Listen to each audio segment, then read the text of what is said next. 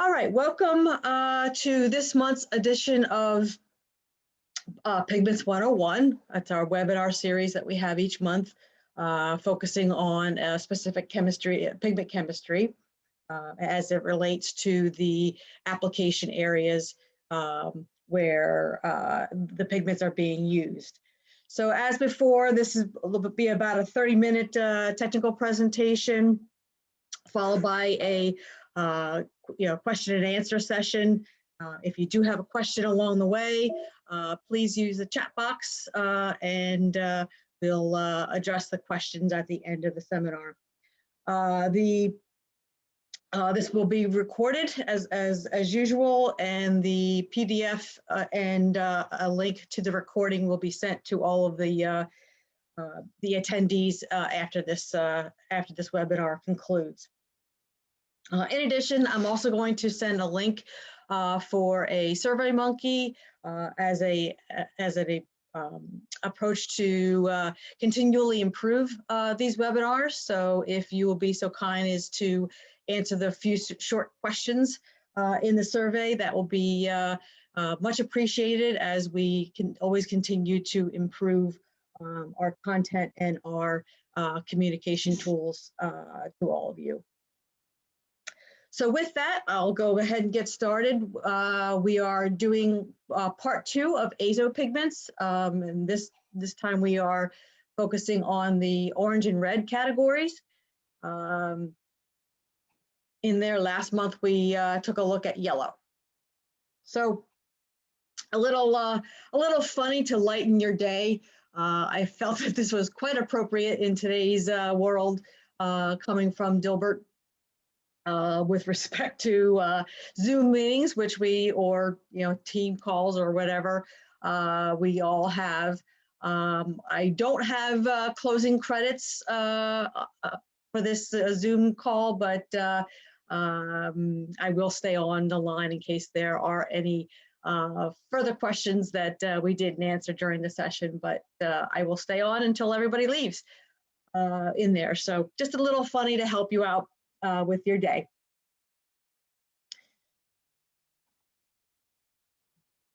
So as we've always done before, we follow the path of the pigment that we're studying in each session. So the azos, of course, are part of the organic section categories of pigments, and there are 2 forms: the monoazos and the disazos of there.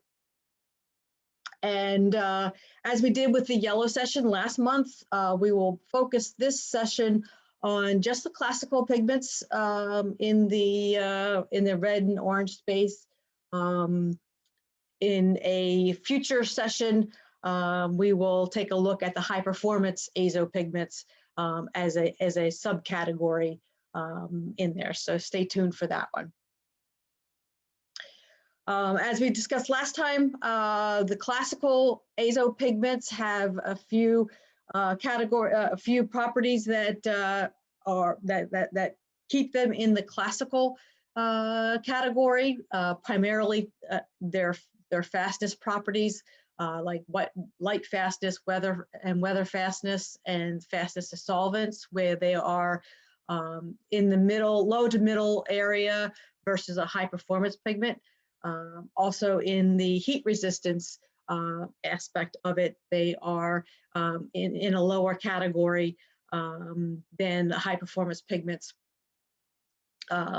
So care must be taken to choose the appropriate pigmentation for the application that you are working with. Again, this is a same chart from last month with respect to azo pigments. They are known to have their key structural component that makes them azos is the N double bond end in the structure. That is the azo chemistry that it makes it unique.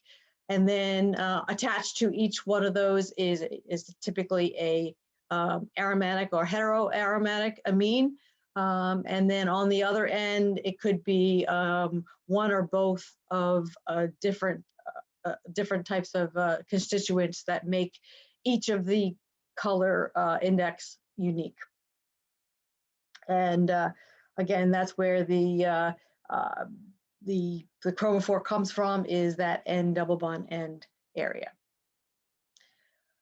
As we talked before, Azos do bring a very bright color and relatively low cost to your formulation. However, they have to be balanced with some of the properties in terms of fastness and heat stability, where they are at a lower end than the high performance pigments. They are highly used in printing inks, from the paints and coating sides, very much used in architectural and artist colors areas. I've stricken automotive areas primarily because of the fastness properties that do not make them necessarily a perfect fit for an automotive coatings. And similarly, industrial, there's limited use there for those same types of properties. Well used in plastics areas, except for the high temperature application areas like high engineering polymers, and of course a lot of specialty areas like crayons and chalk.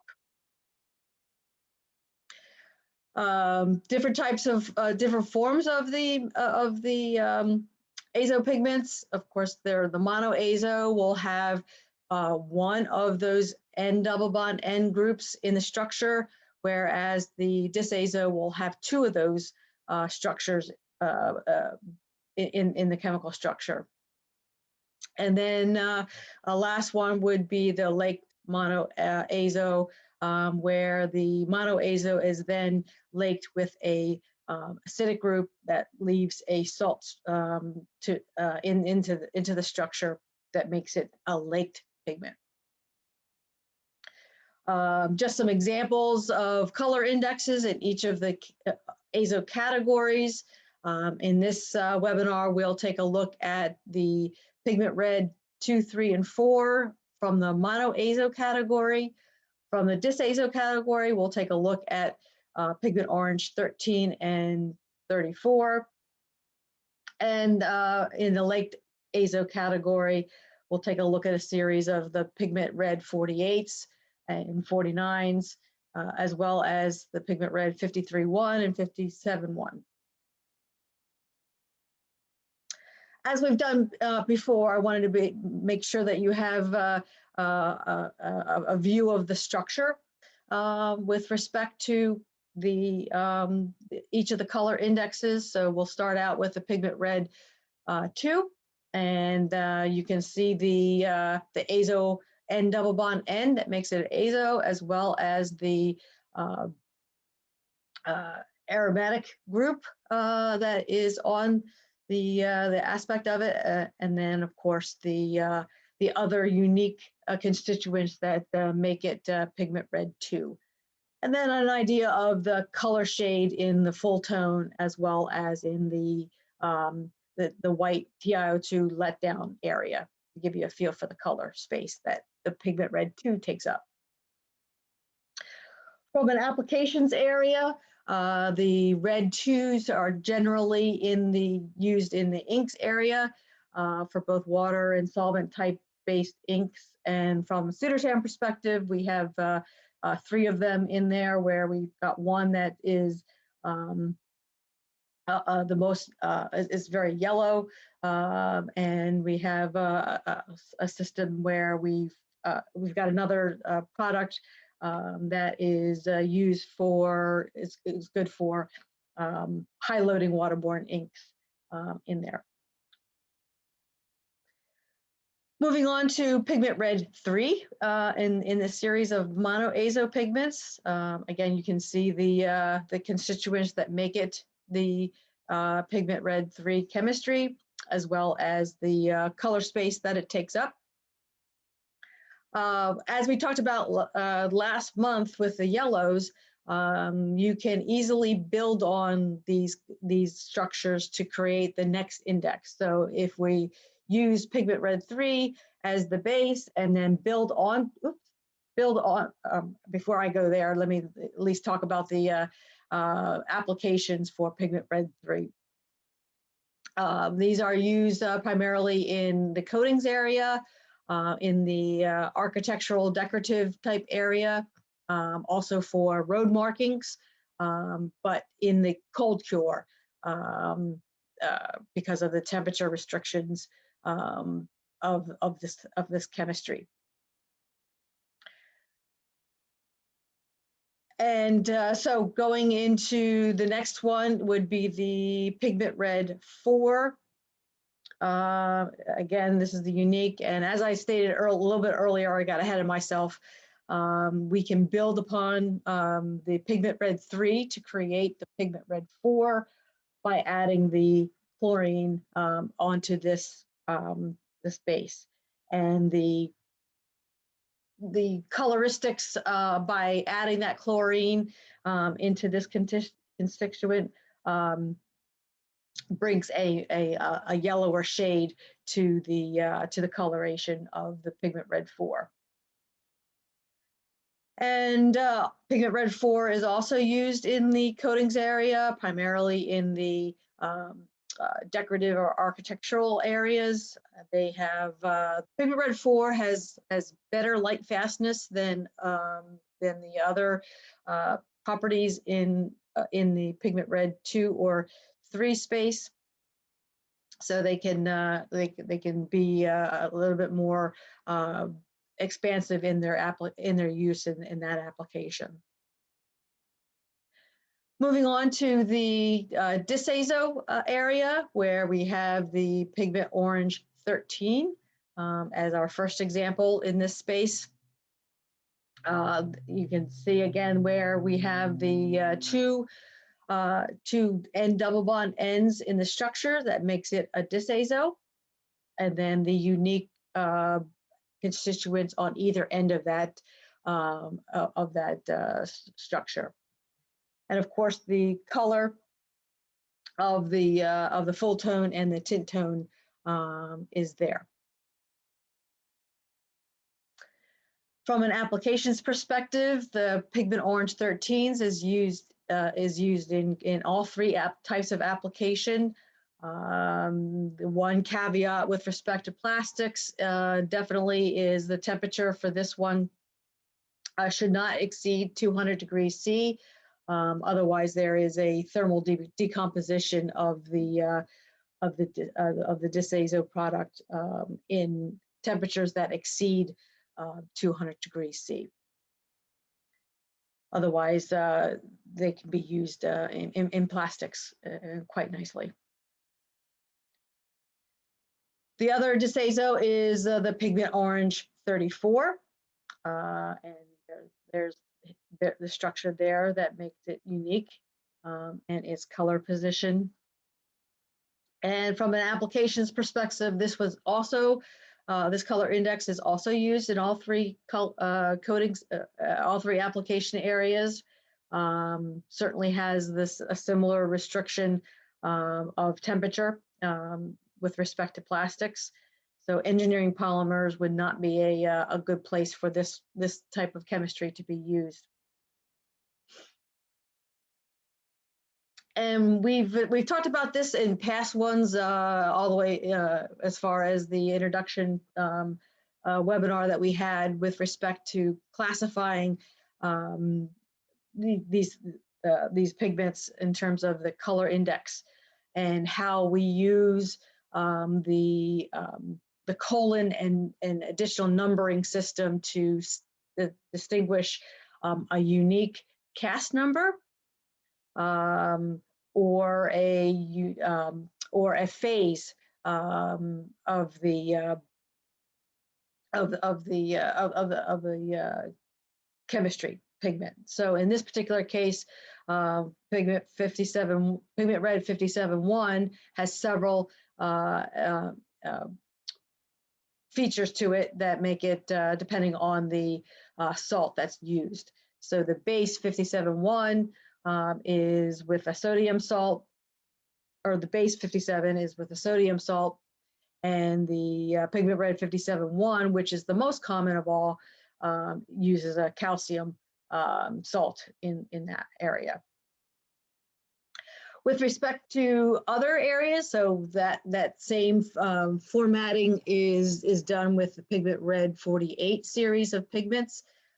So the 48.1 will use a barium salt in its structure to create that laked azo pigment. For applications, these are primarily used in plastics and inks. And one of the areas to note, as far as we've already talked about it being a little bit lower in fastness properties than the high performance pigments. In this particular case, we can start to compare within the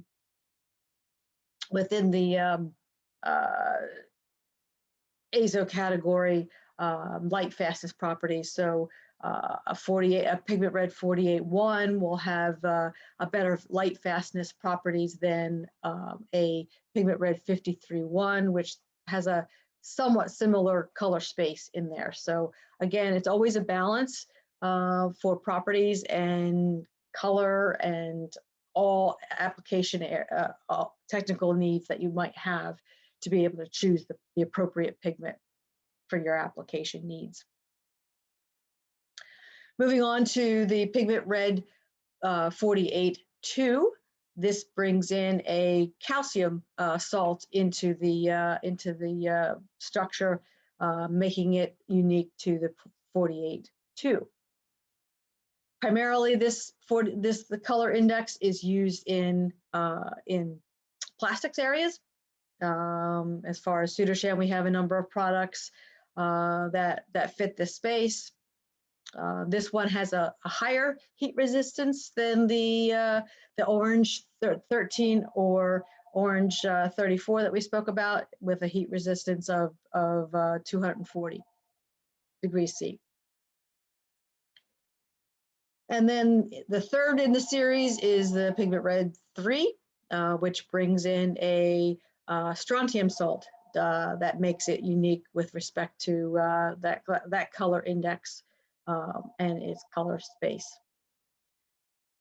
Pigment Red 48.3 is also used in both plastics and inks.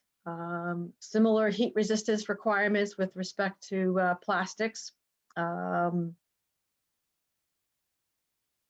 And then lastly, the Pigment Red 48.4 brings in a manganese salt that makes it unique.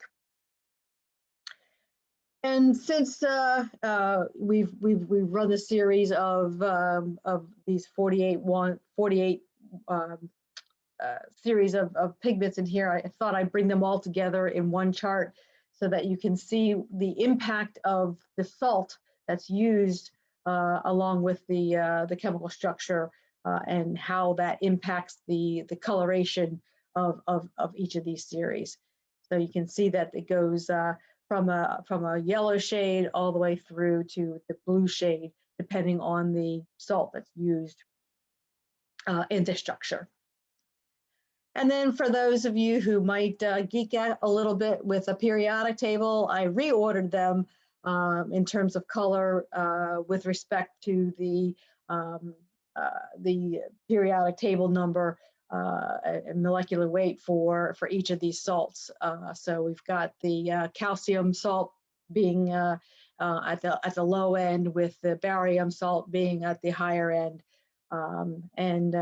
you know, got to throw in a periodic table in here when we're talking about chemistry. So for those of you who like to geek out like me sometimes. And then moving on to the a couple of series in the Pigment Red 49 space, in the Pigment Red 49-1.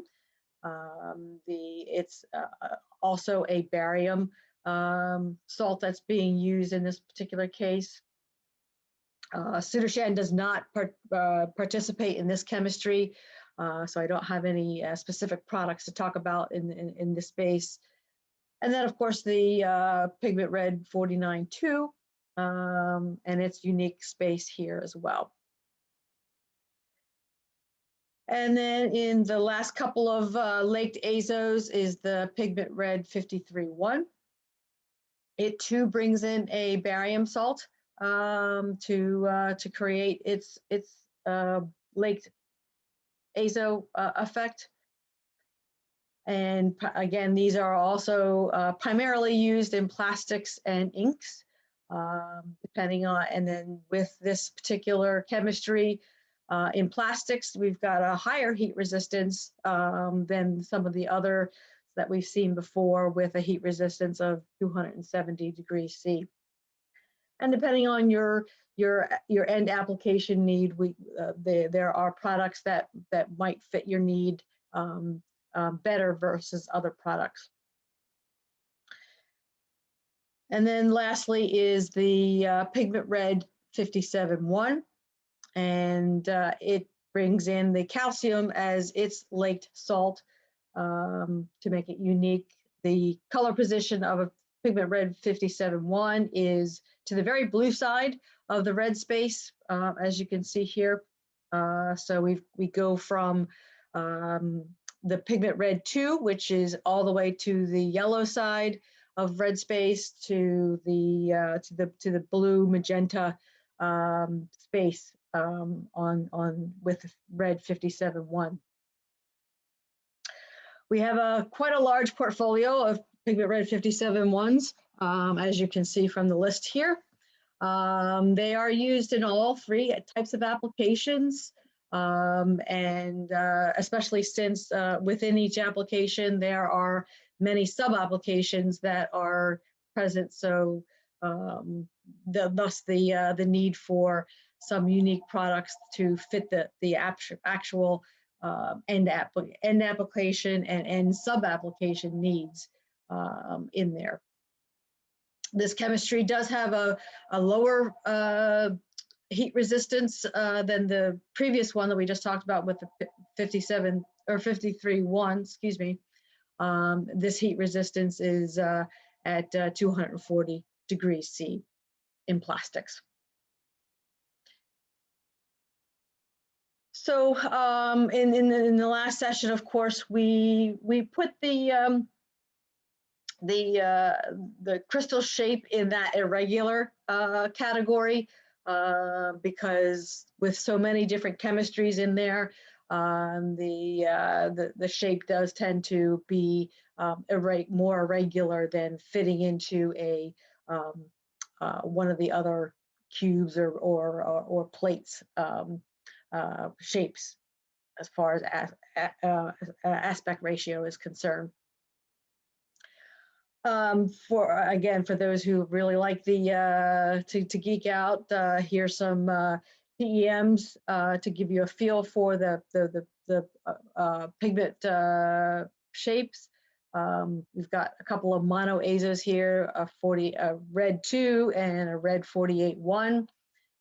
Again, these are the same scale, so they're both at the 500 nanometers, so you can see the shape and size difference between two types of mono azo pigments in this category. And then from the disazo classification is the pigment orange 34. And then lastly is the mono azo, the laked category of pigment red 57-1. On the left-hand side is a typical 57-1 that's used from an ink perspective. And then on the right-hand side is one that's spray dried that's typically used on a plastics application. So we've talked about before, you know, how the finishing steps are directed at the end application, and this is just another example of that,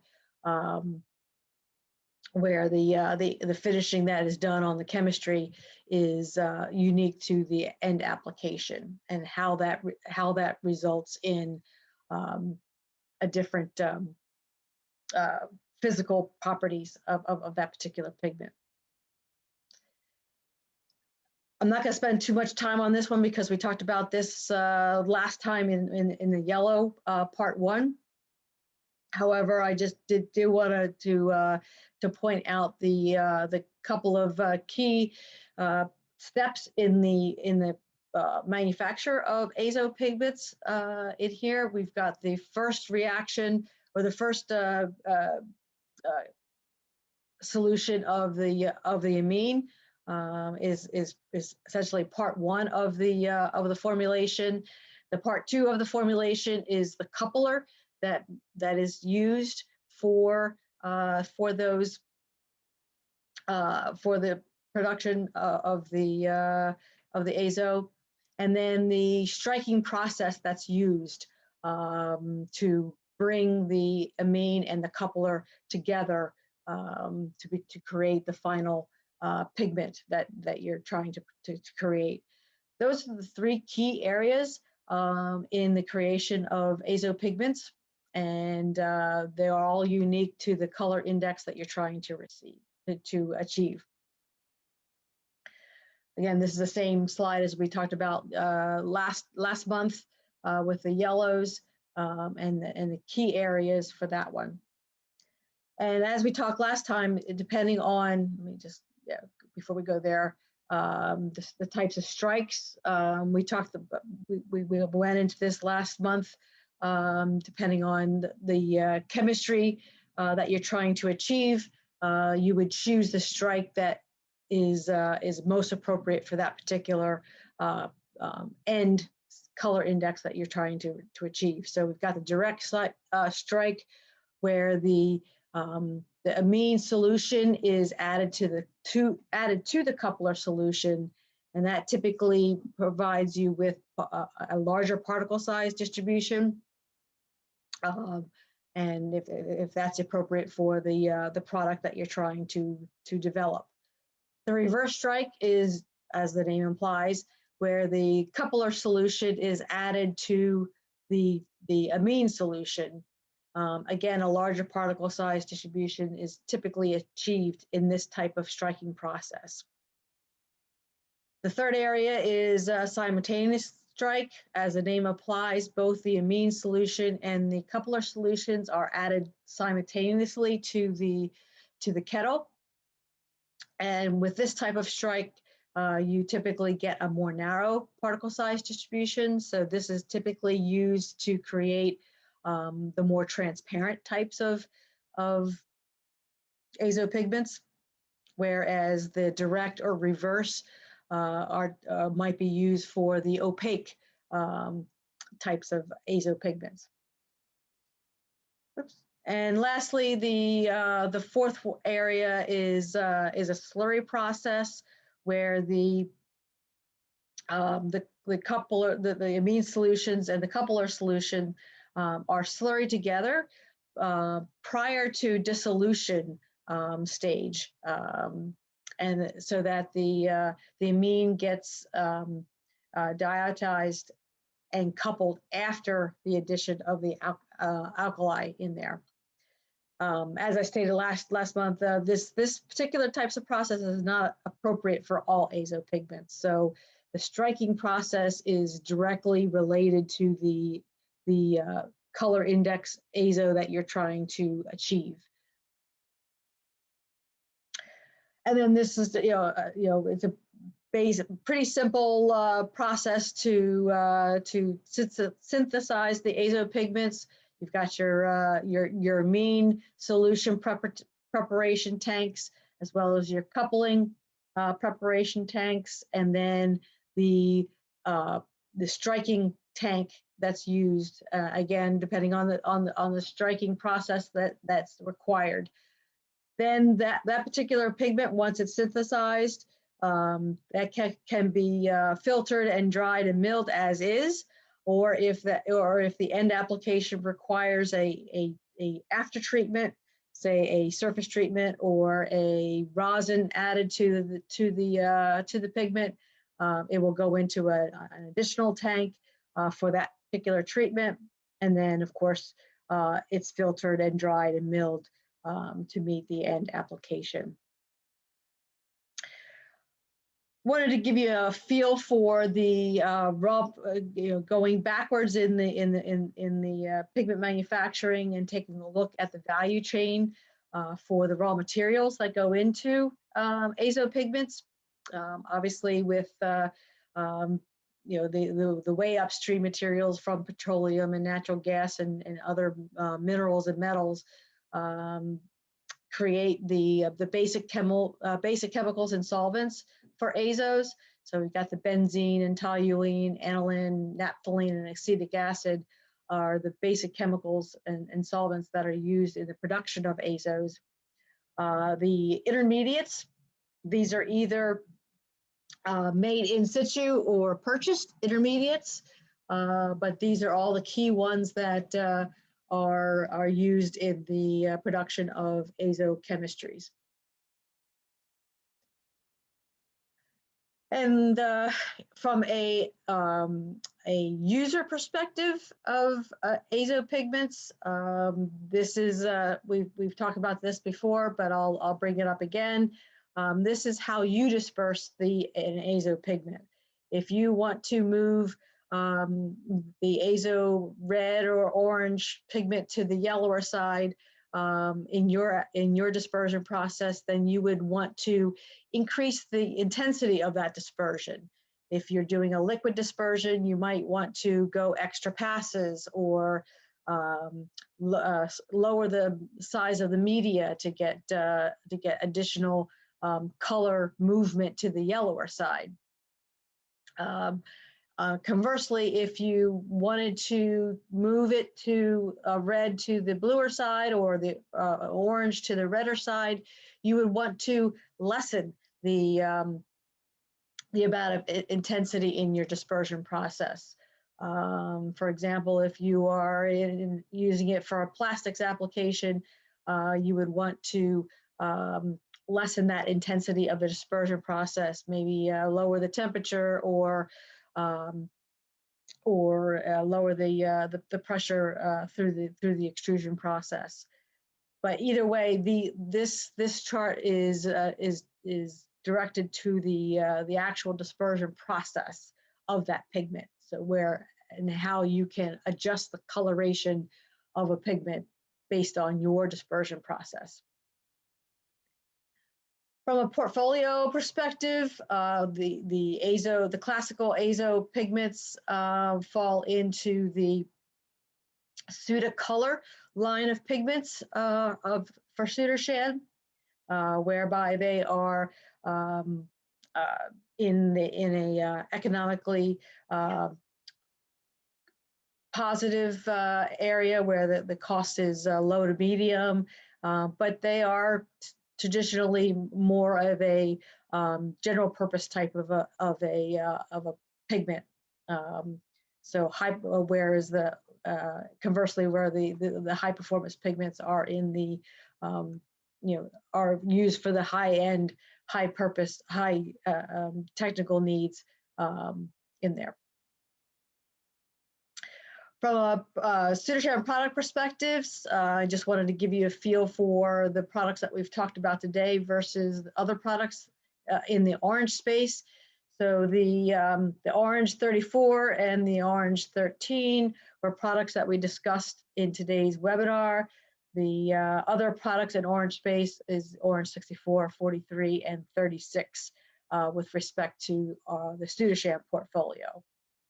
And from the red portfolio, but today we talked about the ones that are in the dotted lines, the red 2, red 4, red 3, and red 53.1.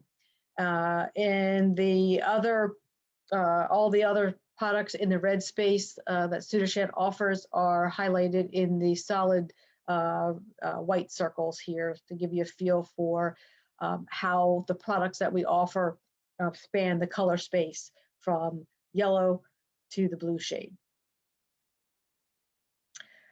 Of course, I don't do these things all by myself. I rely and work directly with the R&D team in India, as well as the technical service team. So I have to acknowledge their help in putting together these webinars for me to bring them to you. So again, thanks to them for their support. For next month, we will shift gears and talk about quinacridones. That's going to be scheduled for April 27th, which is the last Tuesday of the month. So you'll see the invitation come out during the week of April 19th.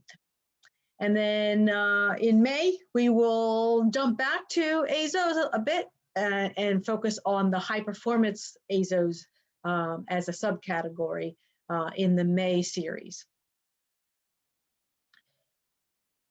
Of course, our Sudarshan North American team is ever present and ever available to any questions that you may have.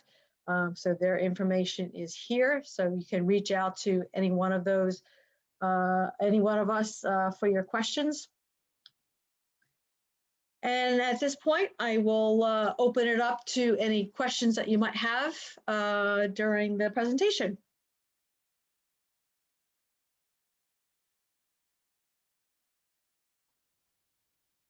I don't see any in the chat box, so if you do have a question, you can certainly either use the chat box or just ask directly.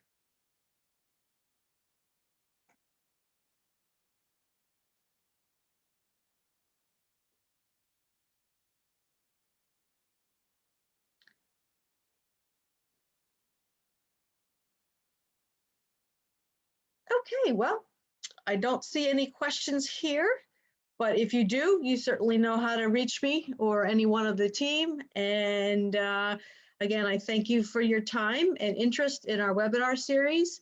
And you have a great rest of your day. And we'll see you again next month for the quinacridone webinar. Thanks again. Bonnie. Have a great day. Thank you. Bonnie. Thank you, Bonnie. Appreciate it. Thank you. Thank you.